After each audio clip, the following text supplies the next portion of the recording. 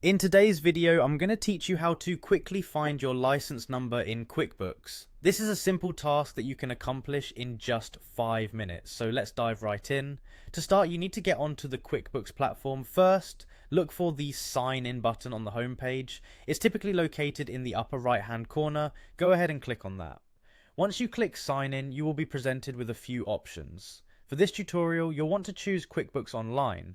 This selection is crucial because we're focusing specifically on the online version of QuickBooks. After you've selected QuickBooks Online, you'll be prompted to enter your credentials. This means typing in your username and password. Make sure these are accurate to avoid any login issues.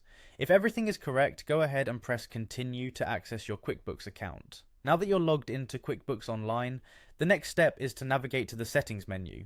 You can find this option typically represented by a gear icon, often in the upper right corner of your QuickBooks dashboard. Click on this icon to open the settings menu. From here, you'll need to look for an option labeled Additional Info. Selecting this will display various bits of information linked to your account. It's in this section where you will find your company ID. Now, this company ID is actually your license number, which is what we're looking for. This piece of information might not initially stand out as your license number, but it serves that purpose within QuickBooks. Once you have located your company ID, take note of it or safely store it, as it will come in handy for license verification and customer support situations. It's always a good idea to double check the number for accuracy. Finally, after you've secured your license number, click on the OK button. This confirms that you have received the necessary information, and it will close out the additional info section on your screen.